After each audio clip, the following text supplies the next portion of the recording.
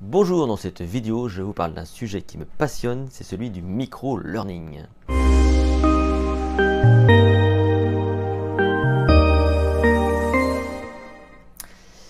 Une époque où tout va vite, où il y a plein d'informations, où l'enjeu pour tout le monde, c'est de se former, c'est d'apprendre toute sa vie. Et ça, c'est ce qui fera la différence pour les uns et les autres. C'est votre capacité à être agile, dans cette capacité à apprendre, à avancer, à emmagasiner de nouvelles connaissances et de nouvelles compétences. Et une des solutions pratico-pratiques, c'est ce qu'on appelle le micro-learning.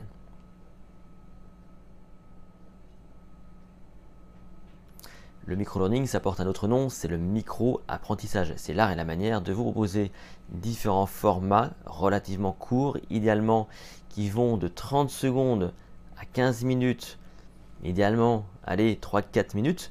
Si vous prenez des vidéos comme TED ou TEDx, vous voyez bien que ce sont des vidéos relativement courtes, des sujets courts, traités en 18 minutes à peu près, de façon à ce que ce soit facile à intégrer. Donc c'est ça un peu l'idée, c'est d'apporter des séquences d'apprentissage relativement courtes pour une raison, ou même plusieurs raisons extrêmement simples à comprendre.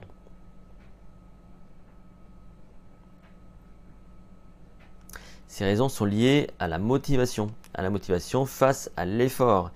Parce que vous l'avez remarqué, apprendre, ça demande de l'effort. Et aujourd'hui, avec cette masse d'informations, la vitesse de la vie, cette façon qu'il faut être toujours agile et donc d'avancer, eh bien, il n'y a rien de plus compliqué finalement que d'apprendre. Et donc, le principe du micro-learning, c'est quoi?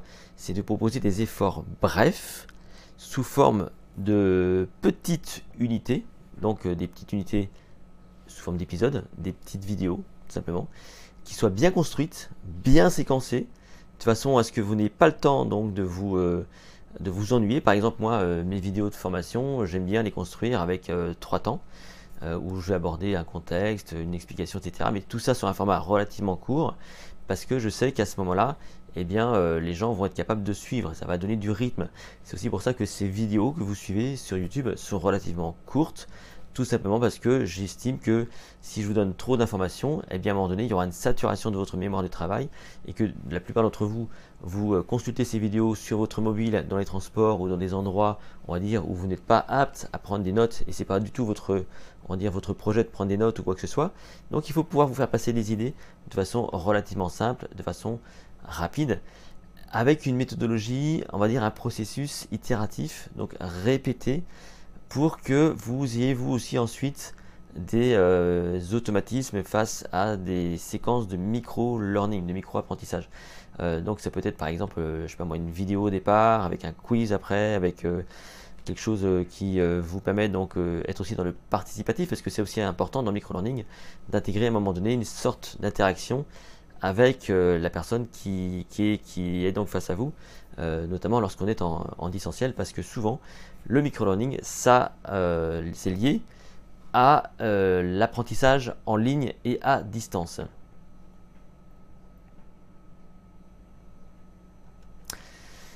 Moi j'adore et j'adopte depuis longtemps le micro-learning.